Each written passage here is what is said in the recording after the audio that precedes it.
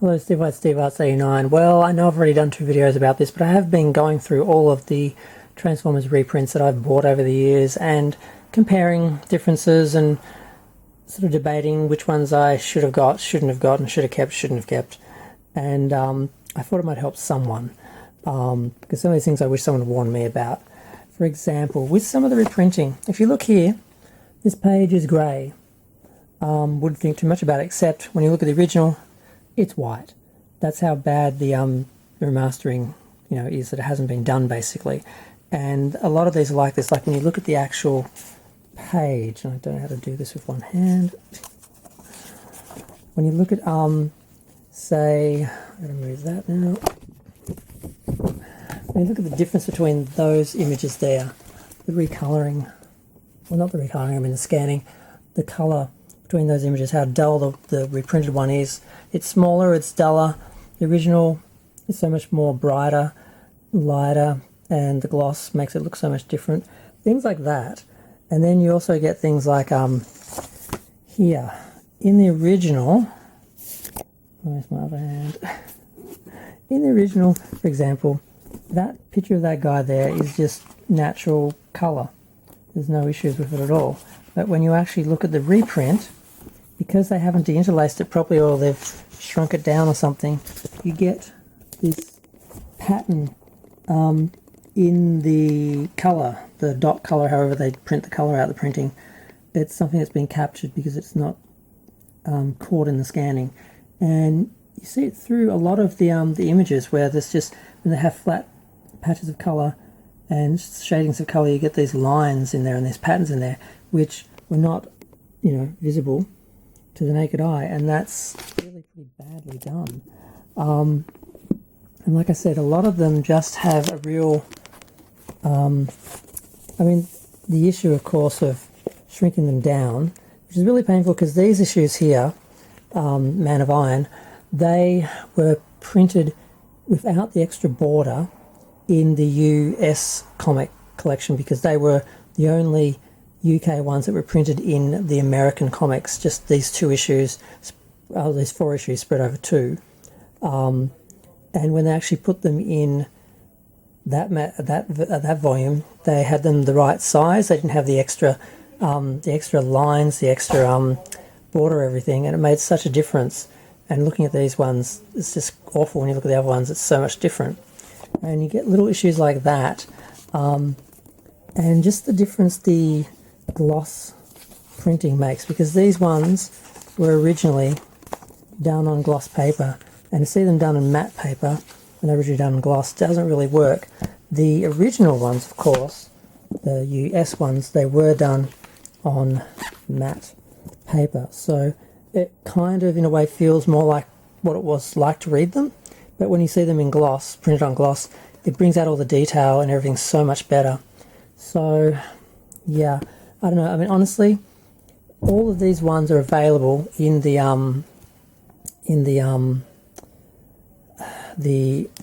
definitive G1 collection versions, and those ones actually have the gloss paper, and the printing is much nicer, and they just look a lot better than the originals. Whereas these other ones, yeah, and I'm not sure. I'm just wondering how this element is going to come out, because the first couple of issues, the lines are really thick and dark, and you lose a lot of detail. I don't know if that was just poorly done when they remastered them, or if it was in the printing. So I'm curious to get those first couple of issues and see how these look compared to those, because I have an original printed one, and I also have the Titan reprints that look so much better than the remastered ones, even though the remastered ones have the new colour and everything. So there's good and bad. Like, all these ones were reprinted with new colour but matte paper. They've all been reprinted again with gloss paper and the same, recolouring. So I'd rather have the new ones. But these ones all have a page or 2 for each volume, basically. For most of the volumes, actually. For each issue, you have just a page or 2 of information, or just each volume sort of has just a page. And of course, it's making a lie around me because the first one only has a couple. But the later ones, they have more information on each comic. That's kind of interesting. So you've got that extra, so it's like 15 pages or 16 pages of additional information and stuff about the actual comics as well as the actual comics. And yeah, so although they are printed in matte and it feels like what it was like to read the original ones, the gloss ones look better. So they're more accurate, but the other ones are better. So I really don't know which is the better one to have and better one to keep. So I'm probably going to keep these because they're a matching set and they've got the extra text in there. But these ones, I'm only keeping these because each of them has a good 20 or 30 pages of just additional information to fill them out. And even if the actual printing of the comic sucks and there's better printing of it in other volumes, you get all the additional information in that. So I'm probably going to end up keeping them all.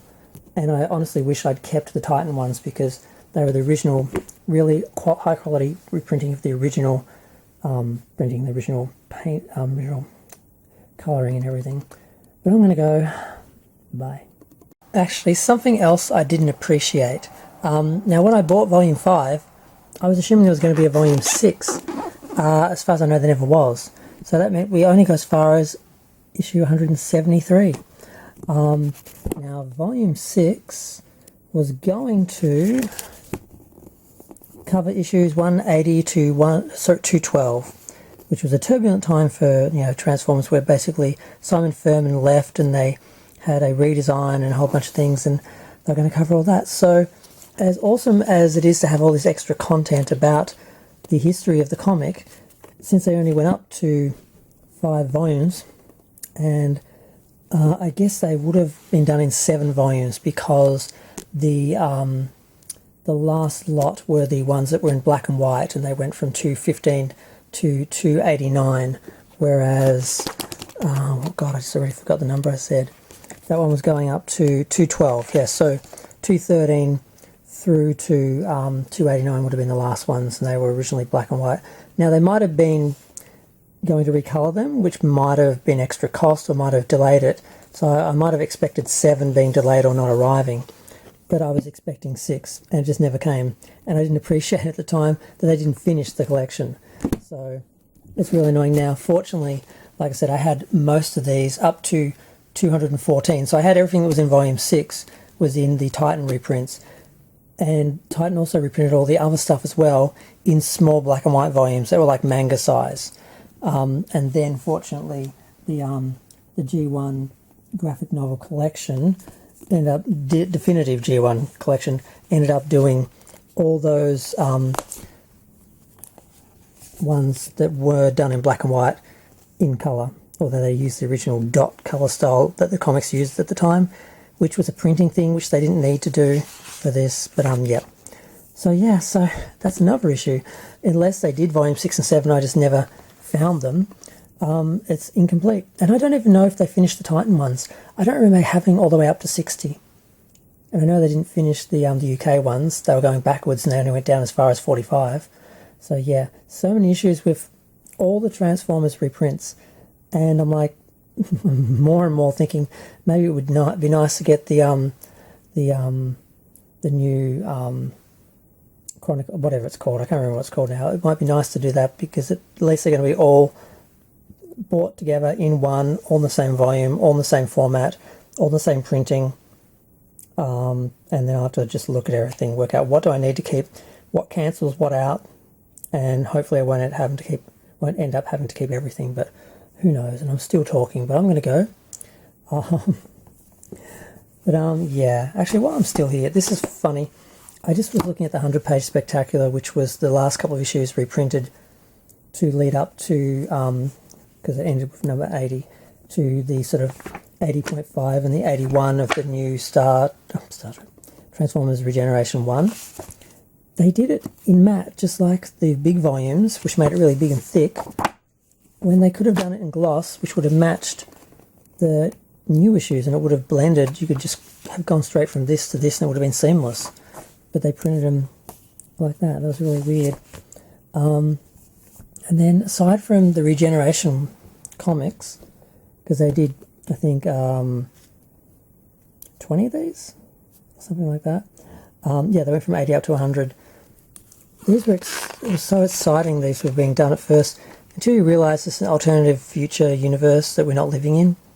and that made it kind of redundant. So I'd lost interest after about 2 issues. I bought them all, but I still haven't read them to this day because I'm like, it's just an alt universe of an Earth that never existed, and I can't believe that this is my world that they're in, like I could with the original comic. And then the other ones that are really interesting, since I guess I'm going to do a 10-minute video when I combine these, is when Dreamwave did these, at least they kept, what everyone loved about them was, they kept to the original designs, and the figures were basically recognisable, and that's something I really want from my comics. I want to either have a continuation of the story or working in the same timeline or universe, or I want at least the characters to be visually recognisable, which often doesn't happen. Now, they did it a little bit for, I say that now I'm looking at these, but they are recognisable in here. The only other times I found they've done that was the animated movie adaptation. You know, the characters look like they should. And the only other time I remember that was the little Bumblebee special. The art was done by the same guy who did the Wrath of Khan adaptation, but at least the characters, you know, looked like they did in the 80s. So yeah, there's very few ones, because all the Infiltration and All Hail Megatron and all those, I just find them kind of pointless. The characters don't look like I remember them. It doesn't feel like the same universe.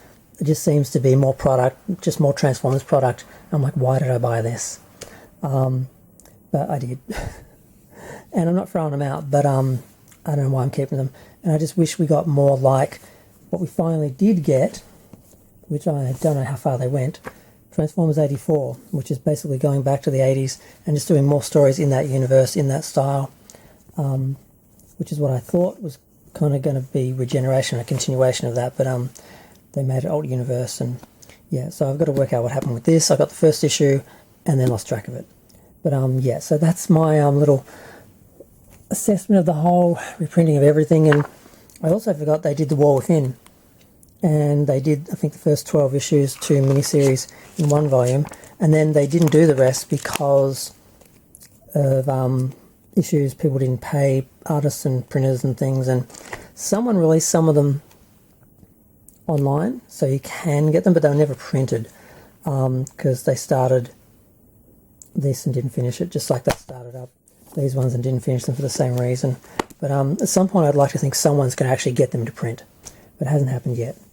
But yeah, so that's everything to do with the printing of the original Transformers and the reissues and reprints and everything, and all the dramas and issues, and it's just a mess. I just would like to have one definitive version of everything that matches the originals in quality, and yeah, they're all over the place between, you know, matte printing, gloss printing, different sizes, different scales, scans, like they've been scanned directly from the actual comics instead of actually using the original art.